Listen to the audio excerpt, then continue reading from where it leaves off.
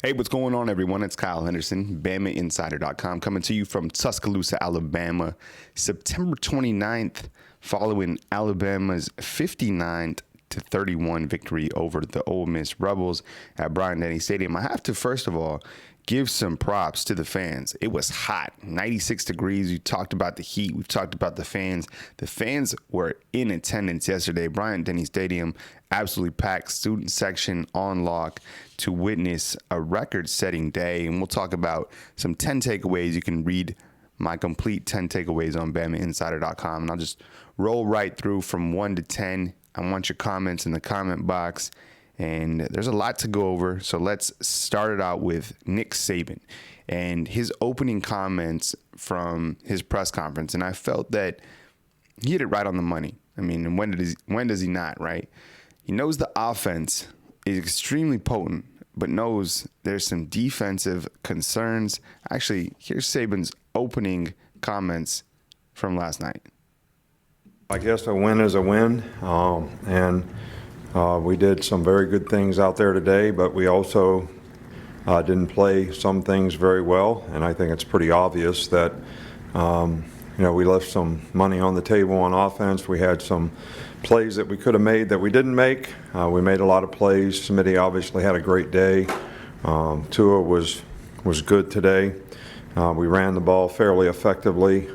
We didn't probably keep the ball as much as we need to. And we didn't get off the field on defense when we had opportunities, and that allowed them to extend drives and keep the ball. And we didn't stop the run very well on defense. We gave up a couple explosive plays at the end of the game, which we were really giving other people an opportunity to play, but those people need to play, and we probably ought to protect them a little bit in those situations as well. But I think you can look at the bye week a couple different ways and say it's a week off. Or you can look at a bye week and say, there's a lot of things we need to improve on, and that's certainly the approach that we want to take with our team. And, I always say that if you win and don't play well, that's not really a good thing.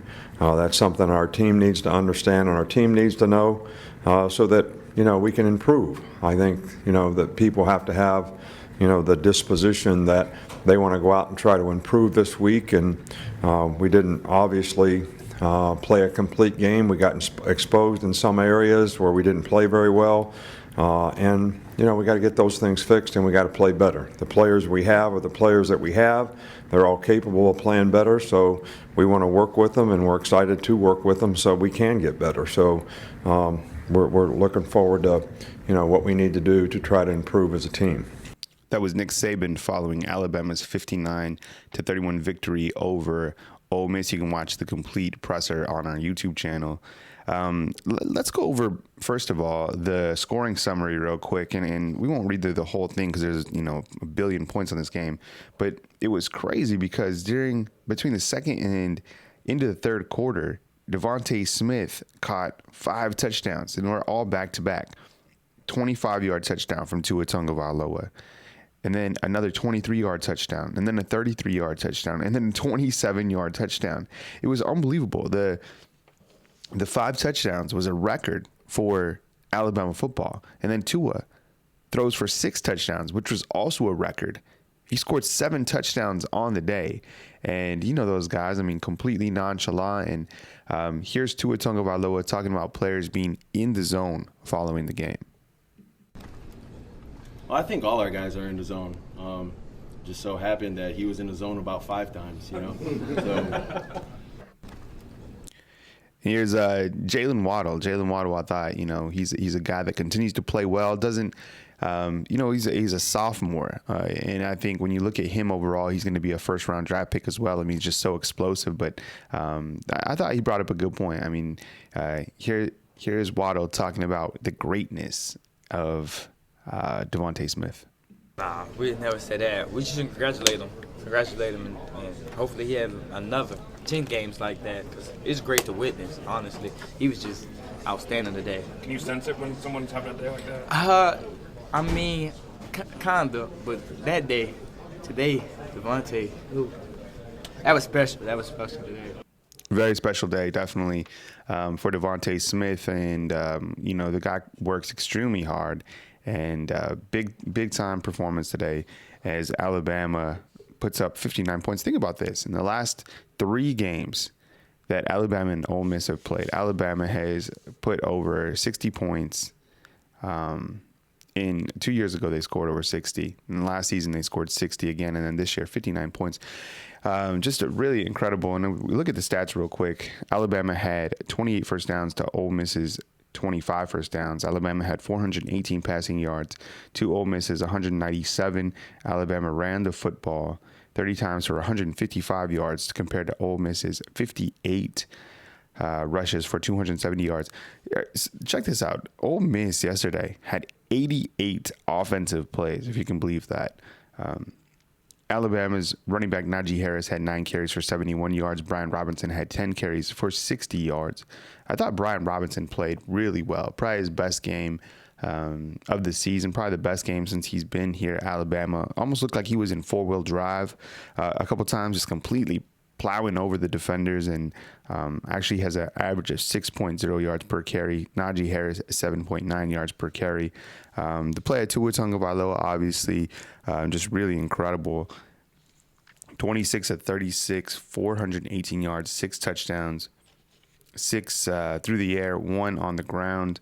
And I mean, what else can you say about his performance? You know, I mean, Tagovailoa now leads Alabama career touchdown responsibility list with 84 career touchdowns, a number that includes 75 career scoring tosses and 9 rushing scores in 29 games, just 29 games. Did you know it took A.J. McCarron 53 games to get to that mark? So, I mean, you're looking at Tua scoring an average of 2.9 touchdowns per game in just 29 games. Really incredible performance by Tua Tagovailoa.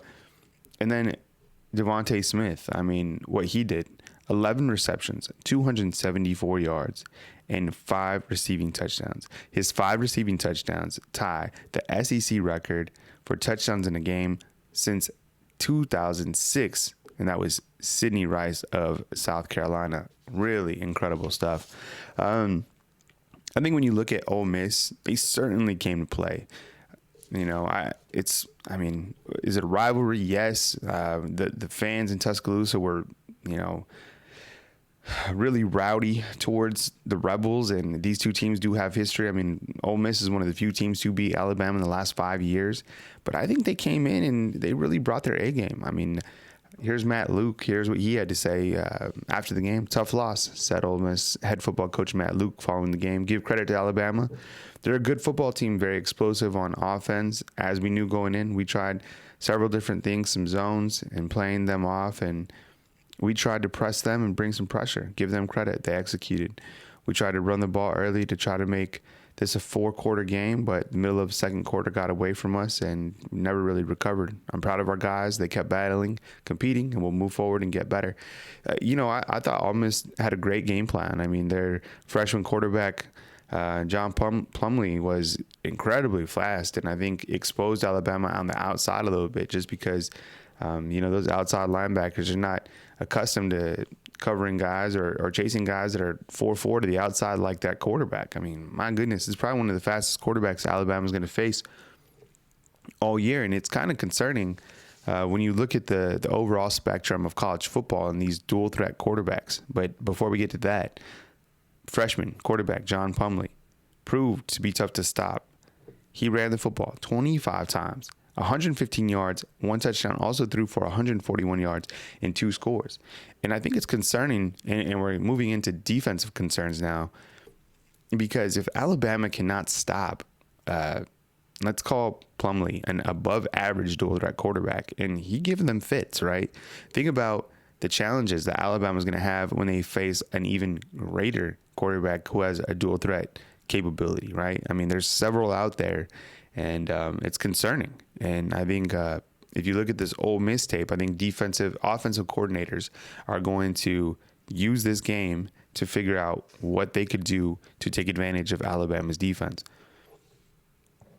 As we look at the defensive concerns, think about this. This is a mind-blowing stat.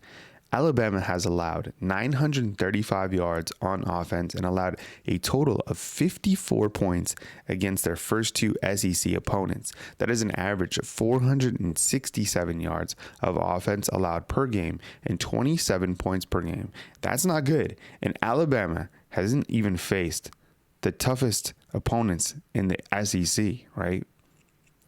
Saban continued when talking about the defense. And let me get that clip for you real quick.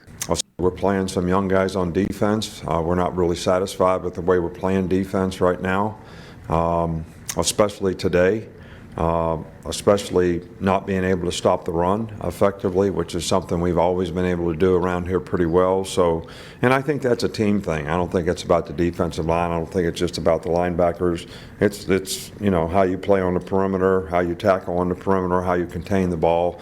How you run to the ball. And we need to improve. I think offensively, we've been very, very productive, but we need to be able to not only control the tempo of the game with offense, we got to control the clock and the plays with the offense. I mean, again, today we play 60-some plays of offense and 88 plays of defense. All right, when you win 59 to whatever, and you score 59 points, and no different than South Carolina, when we scored 47 points, play 90 plays of defense.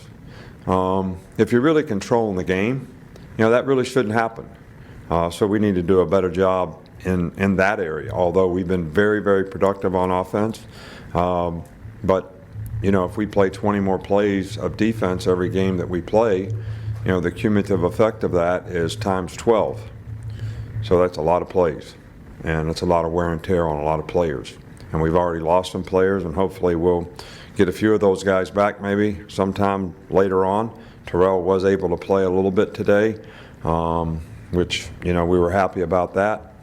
But it's always going to be a little bit day-to-day with how he can go about what he has to do. All right. We're talking about defensive concerns. My name is Kyle Henderson of BamaInsider.com. I think it's, as Alabama enters this open week, it's a chance for Alabama to really sit down and figure out the defensive side of the football. And, in today's college football world, is the Alabama defense of the old gone? Is this a lot of people on the BamaInsider.com Talk of Champions message board talking about this now being a Big 12 type defense where Alabama's just going to score at will and the other team's going to get theirs. Check this out. Alabama has been challenged, in my opinion, by South Carolina and Ole Miss. No, those games were never really a threat to have Alabama lose the actual game, but I think they were challenged. And if Alabama doesn't get this defense fixed, tightened up, they're going to have a very difficult time with a very difficult back-end schedule. Alabama still has to play Texas A&M, LSU, Mississippi State, and Auburn later on in the season. 3 out of the 4 of those games are on the road. And we've talked about this.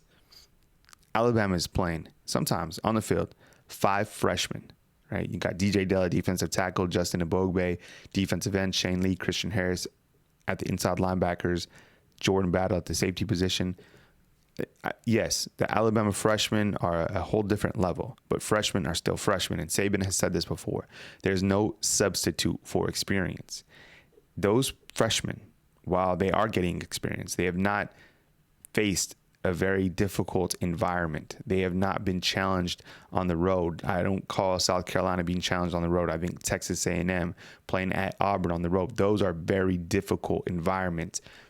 Hosting LSU, a team that who knows how many points LSU can score against Alabama. We know their defense just allowed a ton of points to Vanderbilt, but Joe Burrow is completely balling out, right? That game is concerning. Is that going to be a track meet game to where, it's a game that features 120 points? Very well could. Moving on.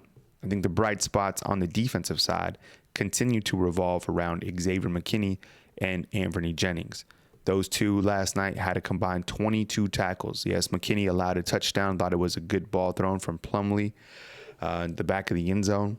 13 tackles from McKinney and 9 tackles from Jennings. Now, on the season, Jennings has 29 tackles, which is the second most on the team. He actually has 3 sacks as well, which lead the team. And Xavier McKinney has 41 total tackles. 10 takeaways continue right here with Kyle Henderson of BamaInsider.com. You can catch me on Twitter, rivals_Kyle. All our coverage back on BamaInsider.com. Special teams, the good and the bad. I think the good, Ali Cajo with his blocked punt, which he actually recovered in the end zone. Jalen Waddle had 3 punt returns for 52 yards. Trayvon Diggs returned a kick, 44 yards. And Skylar DeLong averaged 37 yards per punt, which is an improvement for him. And Joseph Bolivas hit a 36-yard field goal. The bad news, and that was a Jalen Waddle muffed punt, which led to an Ole Miss score, and Joseph Bolivas missed a 28-yard field goal. The kicking woes continue, and they're going to, I guess, forever continue here at Alabama. The Crimson Tide has now missed 4 field goals this season, and their season percentage is just 55%, if you can believe that. Offensive number crunch, real quick. Point number 8, Alabama recorded 573 yards of offense against Ole Miss. The 500-yard plus performance marked the 29th time in the last 64 games dating to the start of the 2015 season that the Crimson Tide has eclipsed the 500-yard mark. Last season, Alabama totaled 500 or more yards in 12 out of their 15 games, which set a single-season school record. The Tide has eclipsed the 500-yard mark on offense in all 5 of the games in 2019. Very impressive. I think that says a lot about Sarkisian. But again, Saban said that you have to control the game. You just can't put points on the board because then you have your defense out there for 80, 90 plays, which isn't good. So, the time of possession, when you control the time of possession and you can still score a lot of points, similar to what Alabama did in week 1 against Duke, I think that is the model. That is the method that they are searching for. But then again, you have these playmakers who are almost scoring at will because Tua is doing such a great job and he's so effective on the RPO. As I said, this is my point 9. The fans completely showed up. My hat's off to the fans that went to Bryant-Denny Stadium yesterday. Absolutely incredible atmosphere. And I think it created that pageantry that we've grown to love on college football. Just a really special day between Alabama and Ole Miss. I mean, that was college football at its finest, and the fans really came through. So hats off. That hopefully is the last game where the Alabama fans have to sit out in over 100-degree index type weather. But the student section was packed. It was loud. Just completely good stuff. My last point is Alabama beatable. Absolutely. Yes, Alabama is definitely beatable this year. Give any of the following teams 80 or more plays on offense, and you're going to be in trouble. I start out with Clemson. Yeah, I know. We'll watch that game against North Carolina. North Carolina with a terrible 2-point play. I agree with them going for 2 points at the end, but I don't like the play that they selected. I mean, that was terrible. I thought, Sam Howell's a very good quarterback for North Carolina. I didn't see that North Carolina would play Clemson well. But then again, talking with our team writer, Tony Sukalis, on the way home, he brought up a good point. Clemson always figures out how to get past one of these sleepy teams from the ACC in the last minute. I mean, they've done it the last couple of years against Syracuse, and this year is against North Carolina. So, I still do think that Clemson has the potency to challenge Alabama. I mean, how could they not? I mean, their quarterback is really stands out, Trevor Lawrence, and then you have all those wide receivers and ATN at the running back position. So, I still think Clemson is a formidable opponent. I wouldn't be surprised if Alabama jumps them today in the top 25 rankings. Georgia, playing hungry, a lot of talent across the board. We've talked about it before. Kirby Smart has enough talent really to win the whole thing. He's got a great defense, got a really good quarterback in Jake Fromm. They showcase their abilities against, pretty good Notre Dame team. And I think that Georgia is a team that not a lot of people are talking about. People know they're good, but I think Georgia is really good. LSU is a team that has proven so far that they can be one of the top offenses in college football. And yeah, I know they scored over 60 or whatever against Vanderbilt, but they also allowed over 30. So what does that mean? Does that mean that they also have a Big 12 defense and a Big 12 offense? Is this just the way of college football? Either way, Joe Burrow has really impressed, and he continues to garner positive headlines from college football, and rightfully so. Ohio State, I mean, they completely went to Lincoln, Nebraska and destroyed the Cornhuskers. Now, I know the Cornhuskers aren't a top 25 team, but they got some playmakers. And I think Ohio State, led by Justin Field and J.K. Dobbins, I mean, you look at that entire team, I think they're playing some very complete football, very good defense as well. Are they the real team from the Big Ten? It looks like that answer is certainly yes. You got Wisconsin out there as well. Very dangerous team, very good, potent running attack, and those two teams, they're going to be tough to deal with. Now, I think Ohio State is a team that could challenge Alabama a little bit more just because of the dual threat ability of Justin Fields. So we'll have to see what transpires with Ohio State because they still have a couple tough games remaining on their schedule. And then Auburn. I think the Auburn Tigers continue to improve weekly. It's really incredible that they have a freshman starting at quarterback in Bo Nix. You know, the last couple of years, Auburn has certainly challenged Alabama. They dominated Mississippi State on Saturday, 56-23. We've talked about it again and again. Teams that can challenge Alabama are the teams that have a very good defensive front. Auburn has a complete defense.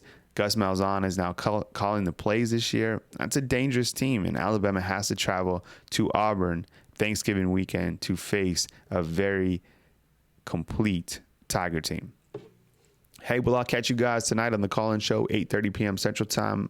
Thank you for joining me today on the podcast. This is the post-game podcast as Alabama defeats Ole Miss 59-31. I'm coming to you from beautiful Tuscaloosa, Alabama. I'm going to hang out with the fam today, enjoy some NFL football, relax, and I will catch you guys later tonight. Be good people. Catch you soon on BamaInsider.com.